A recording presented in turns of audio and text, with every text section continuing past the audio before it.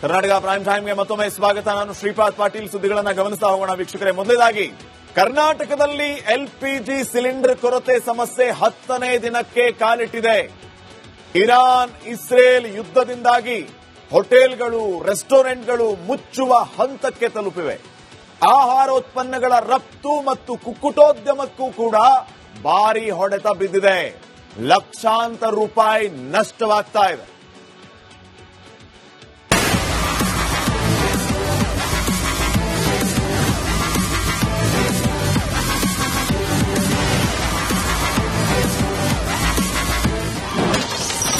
ಒಂಬತ್ತನೇ ದಿನಕ್ಕೆ ಕಾಲಿಟ್ಟ ಎಲ್ಪಿಜಿ ಕೊರತೆ. ಜಿಲ್ಲೆಗಳಲ್ಲೂ ಬಿಗಡಾಯಿಸಿದ ಪರಿಸ್ಥಿತಿ. ಇರಾನ್ ಇಸ್ರೇಲ್ ಯುದ್ಧದಿಂದ ಅಡುಗೆ ಅನಿಲ ಕೊರತೆ ಉಂಟಾಗಿ ಕರ್ನಾಟಕದಲ್ಲಿ ತೀವ್ರ ಸಮಸ್ಯೆ ಕಾಣಿಸಿಕೊಂಡಿದೆ. ಕಳೆದ 9 ದಿನಗಳಿಂದ ಮುಂದುವರೆದಿರುವ ಈ ಸಂಕಷ್ಟದಿಂದ ದೊಡ್ಡ ದೊಡ್ಡ ಹೋಟೆಲ್ಗಳು, ರೆಸ್ಟೋರೆಂಟ್ಗಳು ಬಾಗಿಲು ಮುಚ್ಚುವ ಹಂತಕ್ಕೆ ಬಂದಿವೆ. ಹೋಟೆಲ್ ಆಹಾರಕ್ಕೆ ಅವಲಂಬಿತವಾಗಿದ್ದ ಜನರು ಈಗ ಒಂದು ಕಡೆಯಿಂದ ಮತ್ತೊಂದು ಕಡೆಗೆ ಅಲೆದಾಡುವಂತಾಗಿದೆ.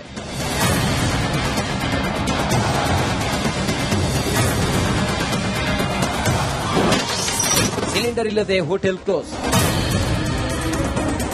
ಧಾರವಾಡದ ಸುಪ್ರಸಿದ್ಧ ವಿಜಯಸಾಗರ ಹೋಟೆಲ್ ಬಂದ್ ಆಗಿದೆ. ಅಲ್ಲಿ ನಿತ್ಯ ಸಾವಿರಾರು ಜನರು ಬಂದು ಊಟ ಮಾಡುತ್ತಿದ್ರು. ಆದ್ರೀಗ ಹೋಟೆಲ್ನ ಸಿಬ್ಬಂದಿಗೂ ಊಟ ನೀಡಲಾಗದ ಸ್ಥಿತಿ ನಿರ್ಮಾಣವಾಗಿದೆ. ವಿಜಯಸಾಗರ ಅನ್ನೋ ಹೋಟೆಲ್ ಈಗ ಸಂಪೂರ್ಣವಾಗಿ ಬಂದ್ ಆಗಿರ್ತಕ್ಕಂಥ ಸ್ಥಿತಿ. ನಾನು ಕೂಡ ಈಗ ಅದೇ ಒಂದು ಹೋಟೆಲ್ ನಲ್ಲಿ ಇದ್ದೀನಿ. ನಾನು ಧಾರವಾಡದ ಸಿಬಿಟಿ ಬಸ್ ಸ್ಟ್ಯಾಂಡ್ ನ ಒಂದು ಮುಂಭಾಗದಲ್ಲಿ ಇರ್ತಕ್ಕಂಥ ಈ ಹೋಟೆಲ್ಗೆ ನಿತ್ಯವೂ ಸಾಕಷ್ಟು ಜನ ಬರ್ತಾರೆ. ಅಂದ್ರೆ ಬೆಳಗ್ಗೆಯಿಂದಲೂ ಕೂಡ ರಾತ್ರಿವರೆಗೂ ಕೂಡ ಇಲ್ಲಿ ಊಟ, ಉಪಹಾರ ಸೇರಿದಂತೆ ಎಲ್ಲವೂ ಗ್ರಾಹಕರಿಗೆ ದೊರೆಯುತ್ತದೆ. ಆದ್ರೆ ಈಗ ಗ್ಯಾಸ್ ಸಿಲಿಂಡರ್ ನ ಅಭಾವದಿಂದಾಗಿ ಸಂಪೂರ್ಣವಾಗಿ ಇವತ್ತು ಬೆಳಗ್ಗೆಯಿಂದಲೇ ಈ ಒಂದು ಹೋಟೆಲ್ ಬಂದ್ ಆಗಿರೋದ್ರಿಂದ ಇಲ್ಲಿ ಜನರು ಇಲ್ಲದೆ ಸಾಕಷ್ಟು ಈಗ ಬೇಕು ಅಂತಿರ್ತಕ್ಕಂಥ. ಈಗ 4-5 ದಿವಸದಿಂದ ಪರದಾಡ್ತಾ ಇದ್ದೀವಿ ಗ್ಯಾಸ್ ಸಿಲಿಂಡರ್ ಇಂದ. ಆದ್ರೆ ಇವತ್ತು ಪೂರ ಬಂದ್ ಆಗಿ ಹೋಗಿದೆ. ಇವತ್ತು ನಾವು ನಮ್ಮ ಸಿಬ್ಬಂದಿಗಳಿಗೆ ನಾವು ಊಟಕ್ಕೆ ಏನು ಮಾಡದೇ ಇರೋದಂತ ಪರಿಸ್ಥಿತಿ ಉಂಟಾಗಿದೆ. ಬಡವರ ಹೋಟೆಲ್ ಮೇಲೆ ಯುದ್ಧದ ಕರಿಚಾಯೆ. ಚಾಮರಾಜಪೇಟೆಯ ಕನ್ನಡ ತಿಂಡಿ ಕೇಂದ್ರ ಕ್ಲೋಸ್ ಆಗಿದೆ. ಮಾಲೀಕರು ಅಡುಗೆ ಅನಿಲ ಇಲ್ಲ ಎಂದು ಬೋರ್ಡ್ ಹಾಕಿದ್ದಾರೆ. ಈ ಹೋಟೆಲ್ ಮಾಲೀಕ ರಾಮಚಂದ್ರ 30 ರೂಪಾಯಿಗೆ ಊಟ ತಿಂಡಿ ನೀಡುತ್ತಿದ್ರು. ಆ ಒಂದು ಪ್ರೈವೇಟ್ ಎಲ್ಫ್ ಅಂತ ಆ ಒಂದು ಪ್ರೈವೇಟ್ ಸಿಲಿಂಡರ್ ಅದು ಬಂದು 17 ಕೆಜಿ. ಇದು 17 ಕೆಜಿ ಇದು 4,000 ಕೇಳ್ತಾರೆ. ಇನ್ನ ನಾವೇನೋ ಸ್ವಲ್ಪ ಜಾಸ್ತಿ ಬೇಕು ಅಂದ್ರೆ ಇದು 4,500 ರೂಪಾಯಿ ಕೂಡ ಅವರು. ಯಾಕಂದ್ರೆ ನಮಗೆ ಒಂದು 4,000 ರೂಪಾಯಿಗಾದ್ರೂ ಸಿಕ್ಕಿದ್ರು ಕೂಡ ನಾವು ಒಂದು ಹೋಟೆಲ್ ತೆಗೆದು ನಾವು ಒಂದು ಮಾಡ್ತಾ ಇದ್ದೆ. 4,500 ರೂಪಾಯಿ ಕೊಟ್ಟು ತಂದು ನಾವು ವ್ಯಾಪಾರ ಮಾಡಿ ನಾವು ಬರೀ ಅವ್ರನ್ನ ಒಂದು ಸಾಕ್ದಂಗೆ ಆಗತ್ತಲ್ವಾ. ಅಡಕೆ ತಟ್ಟೆ ವ್ಯಾಪಾರಿಗಳಿಗೂ ಯುದ್ಧದ ಬಿಸಿ. ಯುದ್ಧದಿಂದ ಅಡಿಕೆ ಹಾಳೆ ಉತ್ಪನ್ನಗಳ ರಫ್ತು ಸ್ಥಗಿತಗೊಂಡಿದೆ. ಮಾಸಿಕ 40ರಿಂದ 50 ಕೋಟಿ ರೂಪಾಯಿ ವಹಿವಾಟಿಗೆ ಬರೆ ಬಿದ್ದಿದೆ. ಶಿವಮೊಗ್ಗದಿಂದ Israel, America, Netherland, Australia, Germany ಸೇರಿದಂತೆ ಹಲವು ದೇಶಗಳಿಗೆ ಅಡಿಕೆ ರಫ್ತಾಗ್ತಿತ್ತು. ಆದ್ರೀಗ ಅಡಿಕೆ ರಫ್ತಿಗೆ ಕೊಕ್ಕೆ ಬಿದ್ದಿದೆ. ಈಗ ಒಂದು 15 ದಿವಸದಿಂದ ಯುದ್ಧದ ಇದರಿಂದ ಬಿಸ್ನೆಸ್ ನಡೀತಾ ಇಲ್ಲ ಅಂತೇಳಿ ಸುಮಾರೆಲ್ಲ ಸ್ಟಾಕ್ ಹಂಗೆ ನಿಂತಿದೆ. ಹಂಗಾಗಿದ್ದೇನೆ ಕೆಲಸದವರೆಲ್ಲ ಬಿಟ್ಟೋಗಿ ನಾನು ಒಬ್ಳೆ ಆಗಿದ್ದೀನಿ ಕೆಲಸದವಳು. ನಾವಿಲ್ಲಿ ಸುಮಾರು ಒಂದು 40ರಿಂದ 50ರವರೆಗೂ ಬೇರೆ ಬೇರೆ ಶೇಪಿನ ಪ್ಲೇಟ್ಸ್ ಎಲ್ಲ ಸಿಗುತ್ತೆ ಸರ್. ಬೌಲು, ಪ್ಲೇಟ್ಸ್ ಎಲ್ಲ ಸಿಗುತ್ತೆ. ಗ್ಯಾಸ್ ಬರದ ಬೆಂಕಿಯಲ್ಲಿ ಬೆಂದ ಸ್ವೀಟ್ ಉದ್ಯಮ. ಬೀದರ್ನ ಜೋಧ್ಪುರ ಸ್ವೀಟ್ ಅಂಗಡಿ ಖಾಲಿಯಾಗಿದೆ. ಸಿಲಿಂಡರ್ ಸಿಗದೆ ಸ್ವೀಟ್ ತಯಾರಿಸುವ ಬಟ್ಟಿಗಳು ಶಾಂತವಾಗಿವೆ. ಸದ್ಯ ಡೀಸೆಲ್ ಬಟ್ಟಿ ಬಳಸಿ ಬೆರಳೆಣಿಕೆ ಖಾದ್ಯ ತಯಾರಿಸಲಾಗುತ್ತಿದೆ. 7ರಿಂದ 8 ಒಲೆಗಳೇನದಂದ್ರೆ ಇವ್ರ ಬಲ್ಲಿವೆ. ಆದ್ರೆ ಎಲ್ಲವೂ ಬಂದಿವೆ. ಕಾರಣ ಗ್ಯಾಸ್ ಸಿಲಿಂಡರ್ ಅಂತ ಹೇಳ್ಬಹುದು. ನೋಡಬಹುದು ನೀವು ದೃಶ್ಯದಲ್ಲಿ ಟೋಟಲಿ ಅಲ್ಲಿದೆ, ಇಲ್ಲಿ ಪಕ್ಕದಲ್ಲಿ ಒಂದಿದೆ ನೋಡಬಹುದು. ಅದ್ರ ನಿಜಕ್ಕೂ ಎಲ್ಲೋ ಒಂದ್ ಕಡೆ ಇಲ್ಲಿ ಕೂಡ ನೋಡಬಹುದು ನೀವು. ಒಂದು ಮಾತ್ರ ಏನದಂದ್ರ ಸೌದೆ ಒಲೆ ಏನದಂದ್ರ ಒಲೆ ಮುಖಾಂತರ ಏನದಂದ್ರ ಇದು ಮಾಡ್ತಾ ಇದಾರ. ಅದ್ರ ಗ್ಯಾಸ್ ಇಲ್ಲಿ ಕಡೆಂದು ನಿಜಕ್ಕೂ ಇವತ್ತು ನೋಡಬಹುದು ಎಲ್ಲ ಒಲೆಗಳು ಬಂದಿವೆ. ಅಲ್ಲಿವರೆಗೆ ಕಣ್ಣು ಹಾಯಿಸ್ತೀವಿ, ಎಲ್ಲಿವರೆಗೆ ನಾವು ಒಲೆಗಳು ಕಾಣಿಸ್ತಾ ಇವೆ. ಬೇಕರಿಗಳಿಗೂ ಗ್ಯಾಸ್ ಶಾಕ್, ಬಿಸಿನೆಸ್ಗೆ ಬ್ರೇಕ್. ಸಣ್ಣ ಸಣ್ಣ ಬೇಕರಿಗಳಿಗೆ ಗ್ಯಾಸ್ ಟ್ರಬಲ್ ಶುರುವಾಗಿದೆ. ಟೀ ಕಾಫಿ ಮಾಡೋಕ್ಕೂ ಗ್ಯಾಸ್ ಸಿಲಿಂಡರ್ ಸಿಗ್ತಿಲ್ಲ. ಒಂದು ವಾರದಲ್ಲಿ ಸಮಸ್ಯೆ ಬಗೆಹರಿಯದಿದ್ರೆ ಪ್ರತಿಭಟನೆ ನಡೆಸಲು ತೀರ್ಮಾನಿಸಲಾಗಿದೆ. ಹೇಗಿದ್ರು ನಷ್ಟದಲ್ಲಿದ್ದೇವೆ, ಹೇಗಿದ್ರು ಸಮಸ್ಯೆಯಲ್ಲಿದ್ದೇವೆ.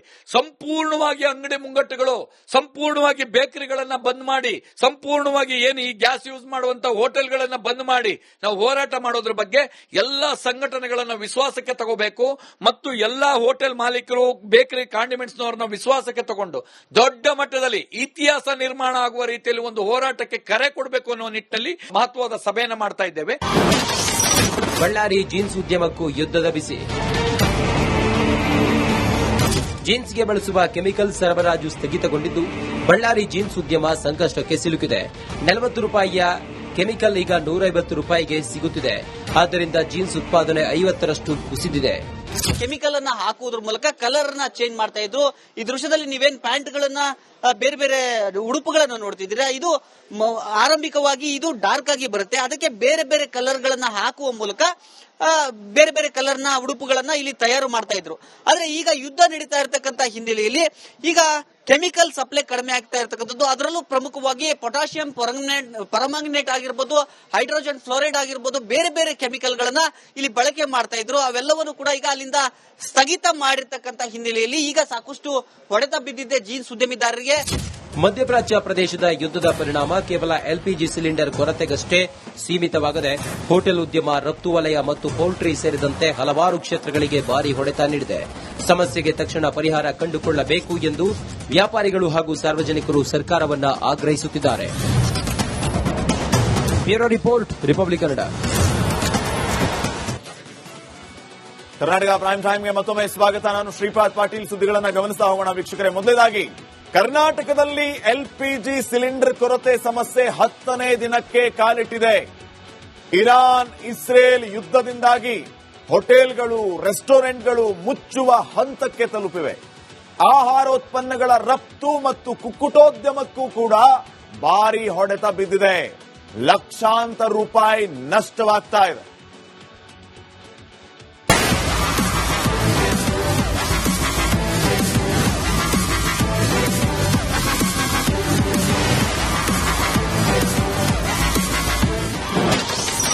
ಒಂಬತ್ತನೇ ದಿನಕ್ಕೆ ಕಾಲಿಟ್ಟ ಎಲ್ಪಿಜಿ ಕೊರತೆ. ಜಿಲ್ಲೆಗಳಲ್ಲೂ ಬಿಗಡಾಯಿಸಿದ ಪರಿಸ್ಥಿತಿ. ಇರಾನ್ ಇಸ್ರೇಲ್ ಯುದ್ಧದಿಂದ ಅಡುಗೆ ಅನಿಲ ಕೊರತೆ ಉಂಟಾಗಿ ಕರ್ನಾಟಕದಲ್ಲಿ ತೀವ್ರ ಸಮಸ್ಯೆ ಕಾಣಿಸಿಕೊಂಡಿದೆ.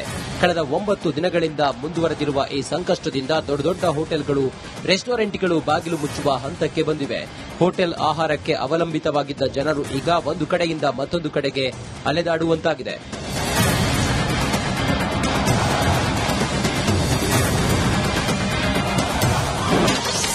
ಸಿಲಿಂಡರ್ ಇಲ್ಲದೆ ಹೋಟೆಲ್ ಕ್ಲೋಸ್. ಧಾರವಾಡದ ಸುಪ್ರಸಿದ್ಧ ವಿಜಯಸಾಗರ ಹೋಟೆಲ್ ಬಂದ್ ಆಗಿದೆ. ಅಲ್ಲಿ ನಿತ್ಯ ಸಾವಿರಾರು ಜನರು ಬಂದು ಊಟ ಮಾಡುತ್ತಿದ್ರು. ಆದ್ರೀಗ ಹೋಟೆಲ್ನ ಸಿಬ್ಬಂದಿಗೂ ಊಟ ನೀಡಲಾಗದ ಸ್ಥಿತಿ ನಿರ್ಮಾಣವಾಗಿದೆ. ವಿಜಯಸಾಗರ ಅನ್ನೋ ಹೋಟೆಲ್ ಈಗ ಸಂಪೂರ್ಣವಾಗಿ ಬಂದ್ ಆಗಿರ್ತಕ್ಕಂಥ ಸದ್ಯ ನಾನು ಕೂಡ ಈಗ ಅದೇ ಒಂದು ಹೋಟೆಲ್ ನಲ್ಲಿ ಇದ್ದೀನಿ. ನಾನು ಧಾರವಾಡದ ಸಿಬಿಟಿ ಬಸ್ ಸ್ಟ್ಯಾಂಡ್ ನ ಒಂದು ಮುಂಭಾಗದಲ್ಲಿ ಇರ್ತಕ್ಕಂಥ ಈ ಹೋಟೆಲ್ಗೆ ನಿತ್ಯವೂ ಸಾಕಷ್ಟು ಜನ ಬರ್ತಾರೆ. ಅಂದ್ರೆ ಬೆಳಿಗ್ಗೆಯಿಂದಲೂ ಕೂಡ ರಾತ್ರಿವರೆಗೂ ಕೂಡ ಇಲ್ಲಿ ಊಟ, ಉಪಹಾರ ಸೇರಿದಂತೆ ಎಲ್ಲವೂ ಗ್ರಾಹಕರಿಗೆ ದೊರೆಯುತ್ತದೆ. ಆದ್ರೆ ಈಗ ಗ್ಯಾಸ್ ಸಿಲಿಂಡರ್ ನ ಅಭಾವದಿಂದಾಗಿ ಸಂಪೂರ್ಣವಾಗಿ ಇವತ್ತು ಬೆಳಗ್ಗೆಯಿಂದಲೇ ಈ ಒಂದು ಹೋಟೆಲ್ ಬಂದ್ ಆಗಿರೋದ್ರಿಂದ ಇಲ್ಲಿ ಜನರು ಇಲ್ಲದೆ ಸಾಕಷ್ಟು ಈಗ ಬಿಕ್ಕು ಅಂತಿರ್ತಕ್ಕಂಥ. ಈಗ 4-5 ದಿವಸದಿಂದ ಪರದಾಡ್ತಾ ಇದ್ದೀವಿ ಗ್ಯಾಸ್ ಸಿಲಿಂಡರ್ ಇಂದ. ಆದ್ರೆ ಇವತ್ತು ಪೂರ ಬಂದ್ ಆಗಿ ಹೋಗಿದೆ. ಇವತ್ತು ನಾವು ನಮ್ಮ ಸಿಬ್ಬಂದಿಗಳಿಗೆ ನಾವು ಊಟಕ್ಕೆ ಏನು ಮಾಡದೇ ಇರೋದಂತ ಪರಿಸ್ಥಿತಿ ಉಂಟಾಗಿದೆ. ಬಡವರ ಹೋಟೆಲ್ ಮೇಲೆ ಯುದ್ಧದ ಕರಿಚಾಯೆ. ಚಾಮರಾಜಪೇಟೆಯ ಕನ್ನಡ ತಿಂಡಿ ಕೇಂದ್ರ ಕ್ಲೋಸ್ ಆಗಿದೆ. ಮಾಲೀಕರು ಅಡುಗೆ ಅನಿಲ ಇಲ್ಲ ಎಂದು ಬೋರ್ಡ್ ಹಾಕಿದ್ದಾರೆ. ಈ ಹೋಟೆಲ್ ಮಾಲೀಕ ರಾಮಚಂದ್ರ 30 ರೂಪಾಯಿಗೆ ಊಟ ತಿಂಡಿ ನೀಡುತ್ತಿದ್ರು. ಆ ಒಂದು ಪ್ರೈವೇಟ್ದು ಎಲ್ಫ್ ಅಂತ ಆ ಒಂದು ಪ್ರೈವೇಟ್ ಸಿಲಿಂಡರ್ ಅದು ಬಂದು 17 ಕೆಜಿ. ಇದು 17 ಕೆಜಿ ಇದು 4,000 ಕೇಳ್ತಾ ಇದ್ದಾರೆ. ಇನ್ನ ನಾವೇನೋ ಸ್ವಲ್ಪ ಜಾಸ್ತಿ ಬೇಕು ಅಂದ್ರೆ ಇದು 4,500 ರೂಪಾಯಿ ಕೂಡ ಅವರು. ಯಾಕಂದ್ರೆ ನಮ್ಗೆ ಒಂದು 4,000 ರೂಪಾಯಿಗಾದ್ರೂ ಸಿಕ್ಕಿದ್ರು ಕೂಡ ನಾವು ಒಂದು ಹೋಟೆಲ್ ತೆಗೆದು ನಾವು ಒಂದು ಮಾಡ್ತಾ ಇದ್ವಿ. 4,500 ರೂಪಾಯಿ ಕೊಟ್ಟು ತಂದು ನಾವು ವ್ಯಾಪಾರ ಮಾಡಿ ನಾವು ಬರೀ ಅವ್ರನ್ನ ಒಂದು ಸಾಕ್ದಂಗೆ ಆಗತ್ತಲ್ವಾ. ಅಡಕೆ ತಟ್ಟೆ ವ್ಯಾಪಾರಿಗಳಿಗೂ ಯುದ್ಧದ ಬಿಸಿ. ಯುದ್ಧದಿಂದ ಅಡಿಕೆ ಹಾಳೆ ಉತ್ಪನ್ನಗಳ ರಫ್ತು ಸ್ಥಗಿತಗೊಂಡಿದೆ. ಮಾಸಿಕ 40 ರಿಂದ 50 ಕೋಟಿ ರೂಪಾಯಿ ವಹಿವಾಟಿಗೆ ಬರೆ ಬಿದ್ದಿದೆ. ಶಿವಮೊಗ್ಗದಿಂದ Israel, America, Netherland, Australia, Germany ಸೇರಿದಂತೆ ಹಲವು ದೇಶಗಳಿಗೆ ಅಡಿಕೆ ರಫ್ತಾಗ್ತಿತ್ತು. ಆದ್ರೀಗ ಅಡಿಕೆ ರಫ್ತಿಗೆ ಕೊಕ್ಕೆ ಬಿದ್ದಿದೆ. ಈಗ ಒಂದು 15 ದಿವಸದಿಂದ ಯುದ್ಧದ ಇದರಿಂದ ಬಿಸ್ನೆಸ್ ನಡೀತಾ ಇಲ್ಲ ಅಂತೇಳಿ ಸುಮಾರೆಲ್ಲ ಸ್ಟಾಕ್ ಹಂಗೆ ನಿಂತಿದೆ. ಹಂಗಾಗಿದ್ದೇನೆ ಕೆಲಸದವರೆಲ್ಲ ಬಿಟ್ಟೋಗಿ ಈಗ ನಾನು ಒಬ್ಳೆ ಆಗಿದ್ದೀನಿ ಕೆಲಸದವಳು. ನಾವಿಲ್ಲಿ ಸುಮಾರು ಒಂದು 40ರಿಂದ 50ರವರೆಗೂ ಬೇರೆ ಬೇರೆ ಶೇಪಿನ ಪ್ಲೇಟ್ಸ್ ಎಲ್ಲ ಸಿಗುತ್ತೆ ಸರ್. ಬೌಲು ಪ್ಲೇಟ್ಸ್ ಎಲ್ಲ ಸಿಗುತ್ತೆ. ಗ್ಯಾಸ್ ಬರದ ಬೆಂಕಿಯಲ್ಲಿ ಬೆಂದ ಸ್ವೀಟ್ ಉದ್ಯಮ.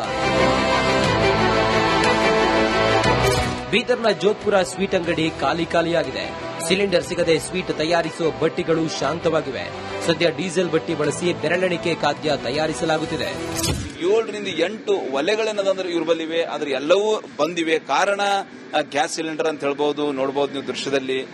ಟೋಟಲಿ ಅಲ್ಲಿದೆ, ಇಲ್ಲಿ ಪಕ್ಕದಲ್ಲಿ ಒಂದಿದೆ ನೋಡಬಹುದು. ಅದ್ರ ನಿಜಕ್ಕೂ ಎಲ್ಲೋ ಒಂದ್ ಕಡೆ ಇಲ್ಲಿ ಕೂಡ ನೋಡಬಹುದು ನೀವು. ಒಂದು ಮಾತ್ರ ಏನದಂದ್ರ ಸೌದೆ ಒಲೆ ಏನಂದ್ರ ಒಲೆ ಮುಖಾಂತರ ಏನದಂದ್ರ ಇದು ಮಾಡ್ತಾ ಇದಾರ. ಅದ್ರ ಗ್ಯಾಸ್ ಇಲ್ಲಿ ಕಡೆಂದು ನಿಜಕ್ಕೂ ಇವತ್ತು ನೋಡಬಹುದು ಎಲ್ಲ ಒಲೆಗಳು ಬಂದಿವೆ. ಅಲ್ಲಿವರೆಗೆ ಕಣ್ಣು ಹಾಯಿಸ್ತೀವಿ, ಎಲ್ಲಿವರೆಗೆ ನಾವು ಒಲೆಗಳು ಕಾಣಿಸ್ತಾ ಇವೆ. ಬೇಕರಿಗಳಿಗೂ ಗ್ಯಾಸ್ ಶಾಕ್, ಬಿಸಿನೆಸ್ಗೆ ಬ್ರೇಕ್. ಸಣ್ಣ ಸಣ್ಣ ಬೇಕರಿಗಳಿಗೆ ಗ್ಯಾಸ್ ಟ್ರಬಲ್ ಶುರುವಾಗಿದೆ. ಟೀ ಕಾಫಿ ಮಾಡೋಕ್ಕೂ ಗ್ಯಾಸ್ ಸಿಲಿಂಡರ್ ಸಿಗ್ತಿಲ್ಲ. ಒಂದು ವಾರದಲ್ಲಿ ಸಮಸ್ಯೆ ಬಗೆಹರಿಯದಿದ್ರೆ ಪ್ರತಿಭಟನೆ ನಡೆಸಲು ತೀರ್ಮಾನಿಸಲಾಗಿದೆ. ಹೇಗಿದ್ರು ನಷ್ಟದಲ್ಲಿ ಇದ್ದೇವೆ, ಹೇಗಿದ್ರು ಸಮಸ್ಯೆಯಲ್ಲಿದ್ದೇವೆ. ಸಂಪೂರ್ಣವಾಗಿ ಅಂಗಡಿ ಮುಂಗಟ್ಟುಗಳು, ಸಂಪೂರ್ಣವಾಗಿ ಬೇಕರಿಗಳನ್ನ ಬಂದ್ ಮಾಡಿ, ಸಂಪೂರ್ಣವಾಗಿ ಏನು ಈ ಗ್ಯಾಸ್ ಯೂಸ್ ಮಾಡುವಂತ ಹೋಟೆಲ್ಗಳನ್ನ ಬಂದ್ ಮಾಡಿ ನಾವು ಹೋರಾಟ ಮಾಡೋದ್ರ ಬಗ್ಗೆ ಎಲ್ಲಾ ಸಂಘಟನೆಗಳನ್ನ ವಿಶ್ವಾಸಕ್ಕೆ ತಗೋಬೇಕು. ಮತ್ತು ಎಲ್ಲಾ ಹೋಟೆಲ್ ಮಾಲೀಕರು, ಬೇಕರಿ ಕಾಂಡಿಮೆಂಟ್ಸ್ನವರನ್ನ ವಿಶ್ವಾಸಕ್ಕೆ ತಗೊಂಡು ದೊಡ್ಡ ಮಟ್ಟದಲ್ಲಿ ಇತಿಹಾಸ ನಿರ್ಮಾಣ ಆಗುವ ರೀತಿಯಲ್ಲಿ ಒಂದು ಹೋರಾಟಕ್ಕೆ ಕರೆ ಕೊಡಬೇಕು ಅನ್ನೋ ನಿಟ್ಟಿನಲ್ಲಿ ಮಹತ್ವದ ಸಭೆಯನ್ನ ಮಾಡ್ತಾ ಇದ್ದೇವೆ. ಬಳ್ಳಾರಿ ಜೀನ್ಸ್ ಉದ್ಯಮಕ್ಕೂ ಯುದ್ಧದ ಬಿಸಿ. ಜೀನ್ಸ್ಗೆ ಬಳಸುವ ಕೆಮಿಕಲ್ ಸರಬರಾಜು ಸ್ಥಗಿತಗೊಂಡಿದ್ದು ಬಳ್ಳಾರಿ ಜೀನ್ಸ್ ಉದ್ಯಮ ಸಂಕಷ್ಟಕ್ಕೆ ಸಿಲುಕಿದೆ. 40 ರೂಪಾಯಿಯ ಕೆಮಿಕಲ್ ಈಗ 150 ರೂಪಾಯಿಗೆ ಸಿಗುತ್ತಿದೆ. ಆದ್ದರಿಂದ ಜೀನ್ಸ್ ಉತ್ಪಾದನೆ 50ರಷ್ಟು ಕುಸಿದಿದೆ. ಕೆಮಿಕಲ್ ಅನ್ನ ಹಾಕುವುದ್ರ ಮೂಲಕ ಕಲರ್ ನ ಚೇಂಜ್ ಮಾಡ್ತಾ ಇದ್ರು. ಈ ದೃಶ್ಯದಲ್ಲಿ ನೀವೇನ್ ಪ್ಯಾಂಟ್ ಗಳನ್ನ ಬೇರೆ ಬೇರೆ ಉಡುಪುಗಳನ್ನ ನೋಡ್ತಿದ್ದೀರಾ. ಇದು ಆರಂಭಿಕವಾಗಿ ಇದು ಡಾರ್ಕ್ ಆಗಿ ಬರುತ್ತೆ. ಅದಕ್ಕೆ ಬೇರೆ ಬೇರೆ ಕಲರ್ ಗಳನ್ನ ಹಾಕುವ ಮೂಲಕ ಬೇರೆ ಬೇರೆ ಕಲರ್ ನ ಉಡುಪುಗಳನ್ನ ಇಲ್ಲಿ ತಯಾರು ಮಾಡ್ತಾ ಇದ್ರು. ಆದ್ರೆ ಈಗ ಯುದ್ಧ ನಡೀತಾ ಇರತಕ್ಕಂತ ಹಿನ್ನೆಲೆಯಲ್ಲಿ ಈಗ ಕೆಮಿಕಲ್ ಸಪ್ಲೈ ಕಡಿಮೆ ಆಗ್ತಾ ಇರತಕ್ಕಂಥದ್ದು. ಅದರಲ್ಲೂ ಪ್ರಮುಖವಾಗಿ ಪೊಟ್ಯಾಷಿಯಂ ಪರಮಾಂಗನೇಟ್ ಆಗಿರ್ಬೋದು, ಹೈಡ್ರೋಜನ್ ಫ್ಲೋರೈಡ್ ಆಗಿರ್ಬೋದು, ಬೇರೆ ಬೇರೆ ಕೆಮಿಕಲ್ ಗಳನ್ನ ಇಲ್ಲಿ ಬಳಕೆ ಮಾಡ್ತಾ ಇದ್ರು. ಅವೆಲ್ಲವನ್ನು ಕೂಡ ಈಗ ಅಲ್ಲಿಂದ ಸ್ಥಗಿತ ಮಾಡಿರ್ತಕ್ಕಂಥ ಹಿನ್ನೆಲೆಯಲ್ಲಿ ಈಗ ಸಾಕಷ್ಟು ಹೊಡೆತ ಬಿದ್ದಿದೆ ಜೀನ್ಸ್ ಉದ್ಯಮಿದಾರರಿಗೆ. ಮಧ್ಯಪ್ರಾಚ್ಯ ಪ್ರದೇಶದ ಯುದ್ಧದ ಪರಿಣಾಮ ಕೇವಲ ಎಲ್ಪಿಜಿ ಸಿಲಿಂಡರ್ ಕೊರತೆಗಷ್ಟೇ ಸೀಮಿತವಾಗದೆ ಹೋಟೆಲ್ ಉದ್ಯಮ, ರಫ್ತು ವಲಯ ಮತ್ತು ಪೌಲ್ಟ್ರಿ ಸೇರಿದಂತೆ ಹಲವಾರು ಕ್ಷೇತ್ರಗಳಿಗೆ ಭಾರಿ ಹೊಡೆತ ನೀಡಿದೆ. ಸಮಸ್ಯೆಗೆ ತಕ್ಷಣ ಪರಿಹಾರ ಕಂಡುಕೊಳ್ಳಬೇಕು ಎಂದು ವ್ಯಾಪಾರಿಗಳು ಹಾಗೂ ಸಾರ್ವಜನಿಕರು ಸರ್ಕಾರವನ್ನ ಆಗ್ರಹಿಸುತ್ತಿದ್ದಾರೆ. Bureau report, Republic Kannada.